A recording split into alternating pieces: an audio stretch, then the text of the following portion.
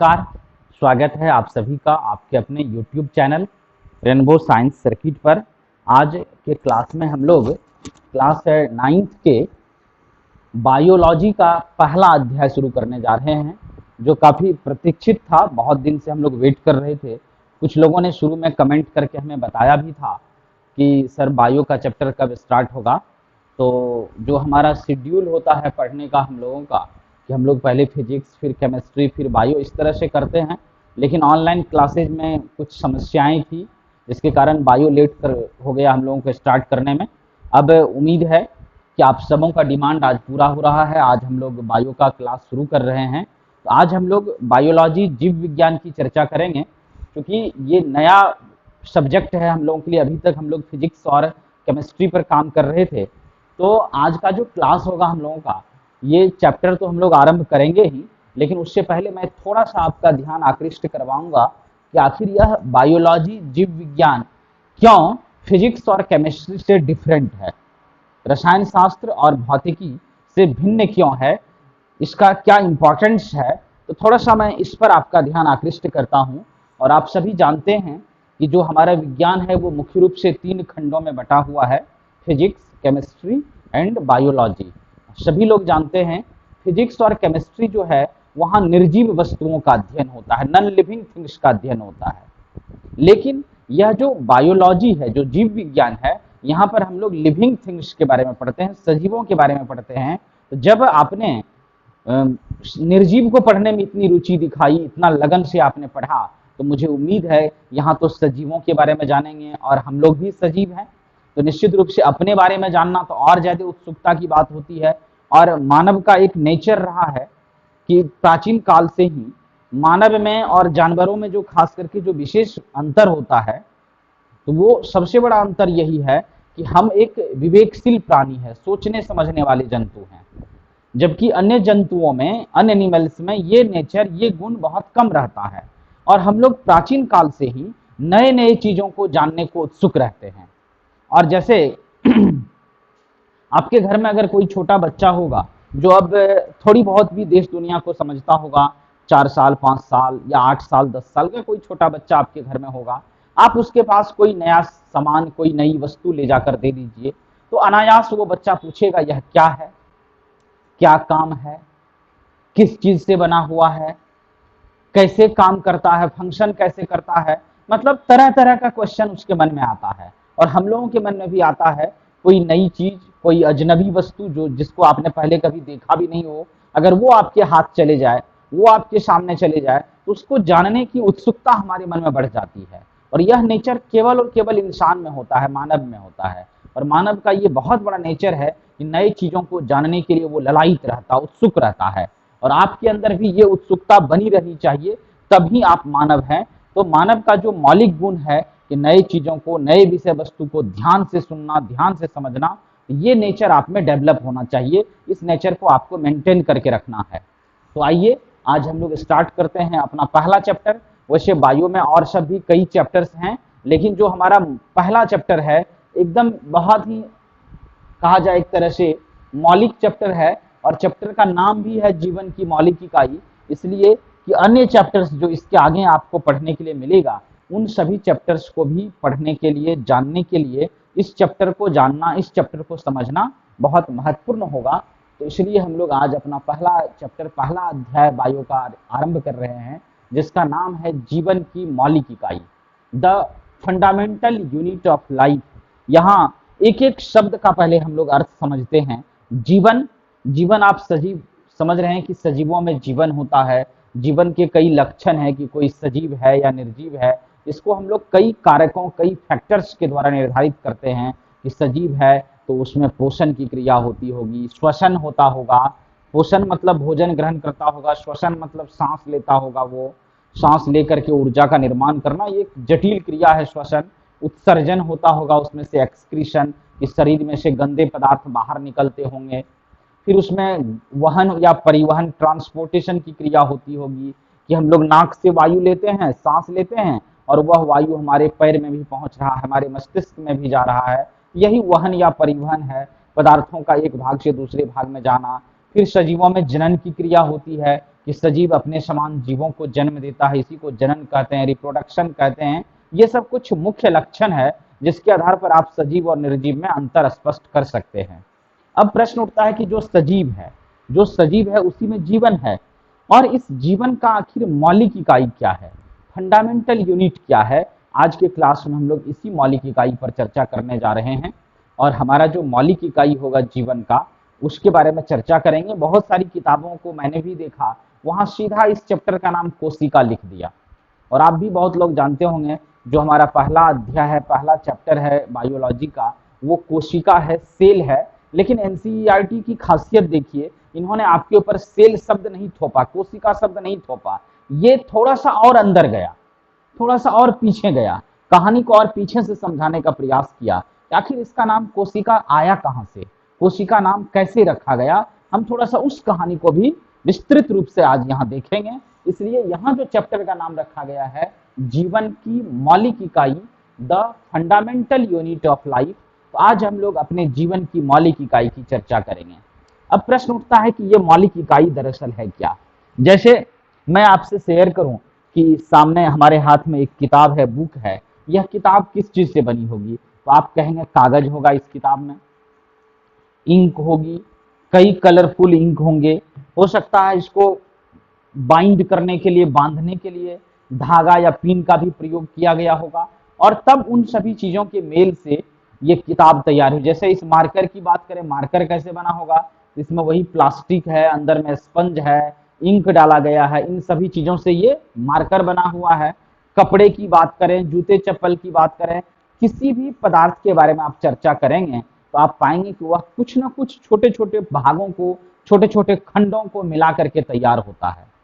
तो ठीक उसी तरह से हम लोग अलग अलग चीजों की, जैसे पंखा है, बल्ब है, उस बल्ब के कई छोटे छोटे टुकड़े हैं, पार्ट्स हैं, जिसको हम लोग अपने बोलचाल की भाषा में पार्ट्स भी कहते हैं। आपकी साइकिल है, वह साइकिल भी ऐसा नहीं है किसी फैक्ट्री में डायरेक्ट उत्पादित हो जाता है। आपको पता होगा साइकिल के असेंबल करने का तरीका, साइकिल के असेंबल की कहानी, उसको तैयार करने की कहानी। तो साइकिल के पार्ट्स अलग अलग जगह तैयार होते हैं, या फिर बाइक्स हो, या फिर मोटर कार हो, या और सब चीज भी जो बड़े बड़े वाहन है, वो एक जगह सब तैयार नहीं होता है, उसको असेंबल किया जाता है अलग अलग जगहों पर, उसकी अलग अलग पार्ट्स के फैक्ट्री होते हैं, वहां वह तैयार होता है। तैयार होने के बाद उसको फिर एक खास जगह पर असेंबल किया जाता है, जोड़ा जाता है, और तब वह एक नया मशीन या यंत्र का रूप लेता है। उसी तरीके से अगर हम लोग जीवन के बारे में चर्चा करें, तो यह हमारा जीवन आखिर किस चीज से बना हुआ है, इस पर वैज्ञानिकों ने लंबे समय तक अध्ययन किया। जैसे आप मकान के बारे में बात करें, जिस घर में आप रहते हैं, अगर वह पक्का का घर है तो निश्चित रूप से उसमें ईंट का प्रयोग हुआ होगा, और ईंट जो है उस मकान की मौलिक इकाई है, मूल इकाई है, क्योंकि जो सबसे छोटा टुकड़ा है, जो असली टुकड़ा है, वह ईंट ही है, और मकान बनाने के लिए सबसे ज्यादा उपयोगी चीज ईंट है। हो सकता है कि कुछ लोग मकान में छड़ नहीं लगाया होगा, लेकिन ईंट तो लगभग सब लोगों के मकान में लगता है। बिना ईंट के मकान की कल्पना नहीं कर सकते हैं। अगर फूस का घर होगा तो हो सकता है उसमें बांस लगा होगा, फिर घास लगा होगा, डोरी या रस्सी लगी होगी, कांटी लगा होगा, ये सब उसका मूल पार्ट है, टुकड़ा है। कहने का मतलब प्रत्येक वस्तु जिस छोटे छोटे टुकड़े से, खंड से बने होते हैं, वही उसकी मौलिक इकाई कहलाती है। और मकान की, घर की जो मौलिक इकाई है वो ईंट है, ब्रिक्स है। तो उसी तरह से हम लोग आज के चैप्टर में यहाँ चर्चा करने जा रहे हैं कि हमारे जीवन की मौलिक इकाई क्या है, हमारे शरीर की मौलिक इकाई क्या है। आखिर यह शरीर भी तो एक वस्तु है, एक पदार्थ है, यह किस चीज से बना हुआ है। कोई तो छोटा छोटा टुकड़ा होगा, खंड होगा, जिससे इतना बड़ा शरीर, इतना विशाल शरीर, इतने भिन्न भिन्न तरह के शरीर। आप सजीवों को देखें, एक तरफ बरगद, पीपल जैसे बड़े बड़े वृक्ष हैं, तो एक तरफ बहुत छोटे छोटे सूक्ष्म जीव हैं। और आज पूरे दुनिया को तबाही मचाने वाला कोरोना, यह भी एक सूक्ष्म जीव है, वायरस है, एक तरह का विषाणु है। तो यह भी कहीं ना कहीं कोशिकाओं से बना हुआ है। तो कहने का मतलब, एक तरफ बड़े जीव हो या छोटे जीव हो, पौधे हो या जंतु हो, सबका शरीर छोटे छोटे इकाई से, छोटे छोटे टुकड़े से बने होते हैं। और जिस छोटे छोटे टुकड़े से, जिस छोटी छोटी इकाई से या एकक से, यूनिट से सजीवों के शरीर का निर्माण होता है, उसी को जीवन की मौलिक इकाई कहते हैं, या सजीवों की मौलिक इकाई, फंडामेंटल यूनिट। इकाई का मतलब क्या, एक, यह मकान, यह घर जिस छोटे छोटे टुकड़े से बना हुआ निश्चित आकार का टुकड़ा होता है, उसी टुकड़े को ईंट कहते हैं। और सोचिए एक मकान में कितने ईंट लगते हैं, बहुत सारे ईंट लगते हैं, जैसा मकान वैसा ईंट, उतने ज्यादा ईंटों की संख्या। तो बस वही है जीवन की मौलिक इकाई, और उसी कोशिका पर हम लोग अंत में आकर के बात करेंगे। तो आइए थोड़ा सा चैप्टर के परिचय को देखते हैं, इंट्रोडक्शन को देखते हैं। यहाँ लिखा गया है, संसार की प्रत्येक वस्तु जिन छोटे छोटे टुकड़ों या खंडों से बने होते हैं उसे उस वस्तु या पदार्थ की मौलिक इकाई कहते हैं। कोई भी वस्तु, जैसे मैं आपको बता दूं कि यह डस्टर है, हम लोग बोर्ड साफ करने के लिए इस डस्टर का प्रयोग करते हैं। आपको दिख पा रहा होगा ये लकड़ी का पार्ट है, आगे से स्पंज का टुकड़ा चिपकाया गया है। इस डस्टर का जो इकाई हो गया, मौलिक इकाई, लकड़ी हो गया, स्पंज हो गया, जिस पदार्थ से बना हुआ है वही उसकी मौलिक इकाई है। तो संसार की प्रत्येक वस्तु जिन छोटे छोटे टुकड़ों या खंडों से बने होते हैं उसे उस वस्तु या पदार्थ की मौलिक इकाई कहते हैं। 1665 ईस्वी में, अब थोड़ी सी इतिहास को हम लोग पलटते हैं, इतिहास के पन्नों को पीछे जाकर देखते हैं आखिर जीवन के मौलिक इकाई की खोज कैसे हुई थी। 1665 ईस्वी में रॉबर्ट हुक नामक वैज्ञानिक ने स्वनिर्मित सूक्ष्मदर्शी माइक्रोस्कोप, अब ये रॉबर्ट हुक एक बहुत फेमस साइंटिस्ट थे, इन्होंने अपने से स्वनिर्मित मतलब सेल्फ मेड माइक्रोस्कोप, अपने से एक सूक्ष्मदर्शी माइक्रोस्कोप तैयार किया। और देखिए उस सूक्ष्मदर्शी के द्वारा क्या पाया इन्होंने, सूक्ष्मदर्शी द्वारा कॉर्क के पतले काट सेक्शन का अवलोकन किया, जिसमें उन्होंने पाया कि अनेक छोटे छोटे प्रकोष्ठ चैम्बर्स होते हैं। इन्हीं प्रकोष्ठों चैम्बर्स को हुक मतलब रॉबर्ट हुक ने सेल कोशिका नाम दिया। अब आइए बात करते हैं कि आपने देखा होगा पहले जो एसिड की बोतल आती थी, बैटरी में एसिड भरा जाता था, तो वो एसिड के बोतल में एक ढक्कन होता था, स्पंजी ढक्कन, वो कॉर्क होता है। दरअसल कॉर्क वृक्ष के छाल से, उसका जो छिलका होता है वृक्ष का ऊपरी लेयर तना का, उससे वो कॉर्क तैयार किया जाता था। और उस कॉर्क को जो प्रयोगशाला में रखा हुआ था कॉर्क, तो रॉबर्ट हुक क्या किया, अपने से एक माइक्रोस्कोप बना लिया, सूक्ष्मदर्शी बना लिया, और उस सूक्ष्मदर्शी में क्या किया, उस कॉर्क को काट दिया, पतला पतला पीस में काटा, तो एक जो छोटा सा पीस निकला कॉर्क का, उसको अपने से बनाए गए माइक्रोस्कोप में दे करके जब देखा, सूक्ष्मदर्शी में देख करके देखा, तो आश्चर्य से उछल पड़ा, काफी आश्चर्यचकित हुआ, क्योंकि उन्होंने जो दृश्य देखा वो अकल्पनीय था। आज तक किसी ने उससे पहले वैसे दृश्य नहीं देखा था, और बहुत आश्चर्यचकित हुआ। कौन? Robert Hooke. और उन्होंने कैसा दृश्य देखा, हमने आपको सुविधा के लिए डायग्राम यहाँ बना दिया है। आप कभी मधुमक्खी बिरहनी का छत्ता देखे होंगे, याद कीजिए, मधुमक्खी या बिरहनी का जो छत्ता होता है उसमें इसी तरह का छोटा छोटा छोटा सा छेद रहता है, और आपको यह भी याद होगा उसी छिद्र में मधुमक्खी रहती है, अपना अपना रूम है, उसका सेपरेट रूम है, और उसी में वो मधुमक्खी बैठती है।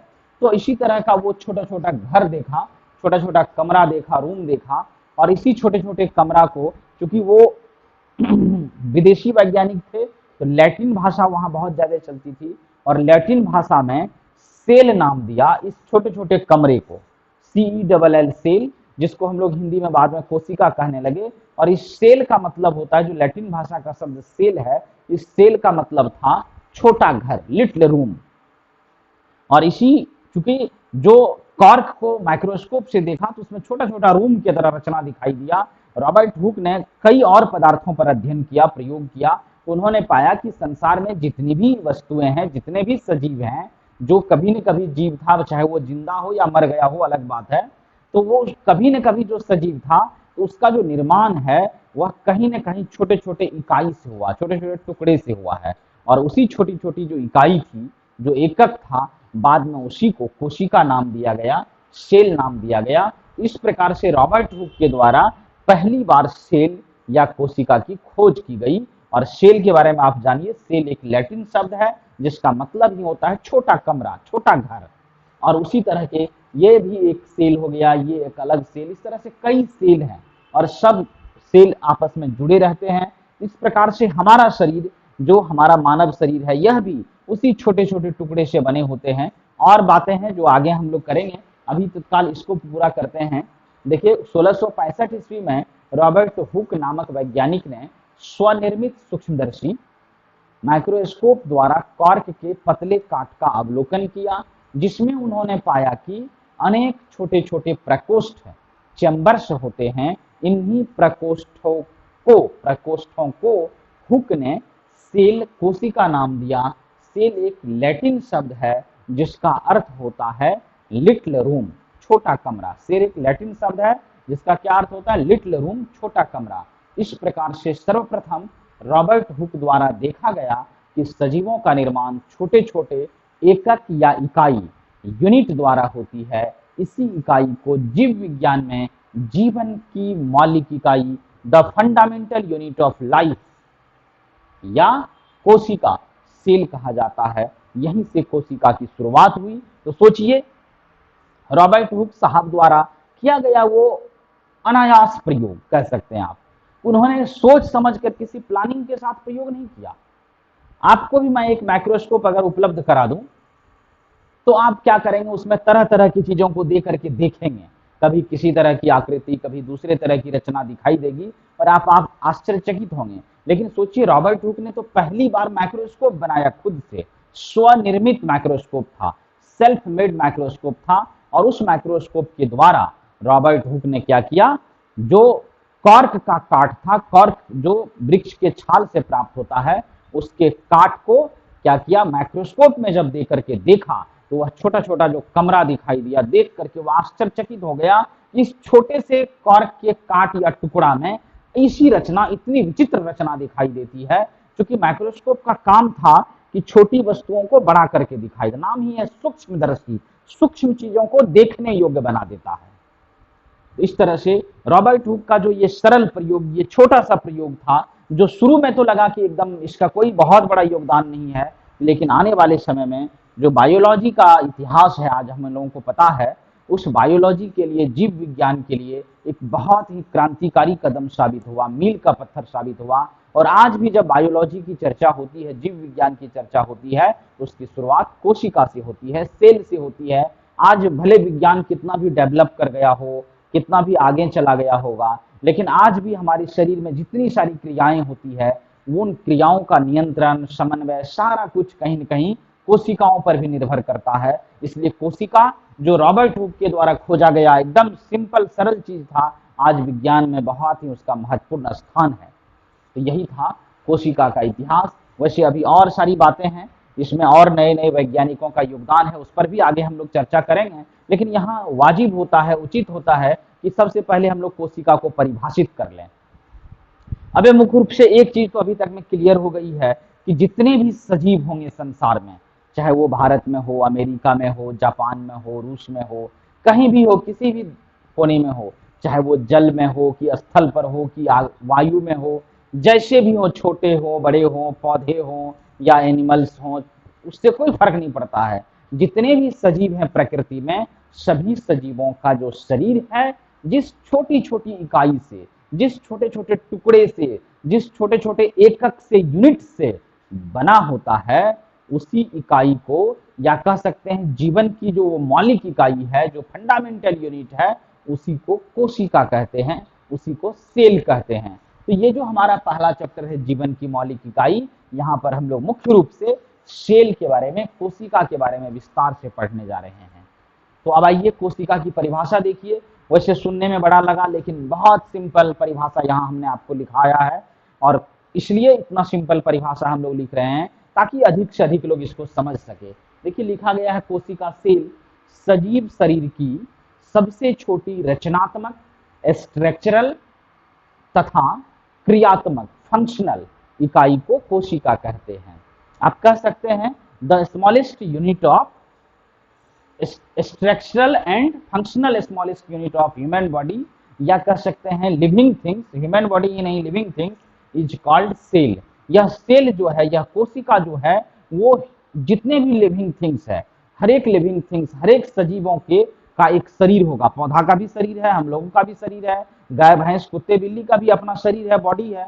और उस शरीर की जो सबसे छोटी रचनात्मक क्रियात्मक इकाई है, रचनात्मक मतलब जिससे बना हुआ है, जैसे ईंट है, ये रचनात्मक इकाई है। ईंट से ही दीवार बन सकती है और दीवार से ही मकान भवन तैयार हो सकता है। तो रचनात्मक इकाई का मतलब किससे हमारा शरीर बना है, ये उंगली है, नाक है, कान है, ये अलग अलग अंग है। तो सब अंग को बनाने के लिए कोशिका ही उत्तरदायी है। चाहे वो आपके घर का बाथरूम हो, आपके घर का रसोई घर हो, आपके घर का वो डाइनिंग हॉल हो, आपके घर का वो विश्राम गृह हो, बेडरूम हो, कुछ बरामदा हो, सब में कहीं न कहीं ईंट का ही योगदान है। उसी तरह से सजीवों के शरीर में भी जो अलग-अलग भाग हैं, सबको बनाने का, निर्माण करने का जो मूल इकाई है, उसको बनाने के लिए जो उत्तरदायी भाग है वह कोशिका है। इसी को कहते हैं रचनात्मक इकाई, स्ट्रक्चरल यूनिट। अब दूसरी बात है क्रियात्मक इकाई। मैं बोल पा रहा हूं या आप आंखों से देख पा रहे हैं मुझे, ये देखना और बोलना ये भी तो काम है ना, क्रिया हो रही है। बोलना भी एक क्रिया है, देखना भी एक क्रिया है। सोचिए, अगर मेरे मुंह में जिह्वा नहीं होता, स्वर यंत्र नहीं होते, तो क्या मैं बोल पाता? या अगर देखने वाले के पास आंखें नहीं होती, तो क्या वो मुझे देख पाते स्क्रीन पर? कदापि संभव नहीं था। तो ये काम जो हम लोग कर रहे हैं, हर एक काम को करने के लिए अलग अलग तरह की कोशिकाएं हैं हमारे शरीर में। भोजन आप करते हैं, भोजन करके खा करके आराम से सो जाते हैं, रात में सुबह जगते हैं, भोजन पच के तैयार है, शरीर में ऊर्जा आ चुकी है, हम लोग नए जोश और उमंग से भर जाते हैं। सोचिए ये कितनी विचित्र रचना है प्रकृति की, कि अंदर कोई न कोई तो मैकेनिज्म है, कोई सिस्टम है जो रात भर में भोजन को पचा दिया। तो भोजन को पचाने के लिए भी कोशिकाओं का समूह है। आपने नाम सुना होगा स्टोमक का, आमाशय का, लीवर का, पेनक्रियाज का, स्मॉल इंटेस्टाइन, लार्ज इंटेस्टाइन, ये सब जो अंग है हमारे शरीर में, कि आमाशय है, छोटी आंत है, बड़ी आंत है, अग्नाशय है, यकृत है, ये सब अलग अलग अंग भी कोशिकाओं से ही बने होते हैं। और ये विशेष प्रकार की कोशिका है क्योंकि ये विशेष प्रकार के कार्य को संपादित करता है। तो इस तरह से हम लोग कह सकते हैं कि हमारे शरीर की जो रचनात्मक और क्रियात्मक, रचनात्मक मतलब जिससे हमारा शरीर बना है, और क्रियात्मक जो कार्य करता है, फंक्शन करता है, फंक्शनल एंड स्ट्रक्चरल जो यूनिट होता है हमारे शरीर की, सबसे यूनिट मतलब सबसे छोटा भाग, उसी को क्या कहते हैं? कोशिका कहते हैं, सेल कहते हैं। तो बहुत सरल परिभाषा है, आप आसानी से समझ सकते हैं कि सजीव शरीर की सबसे छोटी रचनात्मक, स्ट्रक्चरल तथा क्रियात्मक, फंक्शनल इकाई को कोशिका कहते हैं। ये कोशिका की परिभाषा हो गई। तो यही कोशिका हमारे जीवन की मौलिक इकाई भी होती है।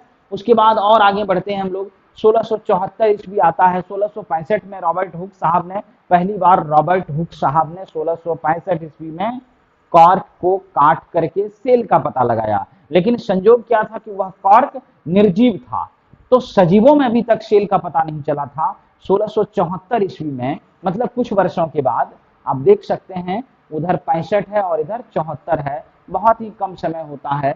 कुल मिलाकर के कह सकते हैं 9 वर्ष के बाद ल्यूवेन हक नाम के वैज्ञानिक आए। साइंटिस्ट का नाम था ल्यूवेन हक, और उन्होंने पहली बार क्या किया, उससे भी उन्नत माइक्रोस्कोप बनाया। जो माइक्रोस्कोप रॉबर्ट हुक के समय था, उससे भी डेवलप माइक्रोस्कोप, उससे भी बढ़िया माइक्रोस्कोप तैयार किया।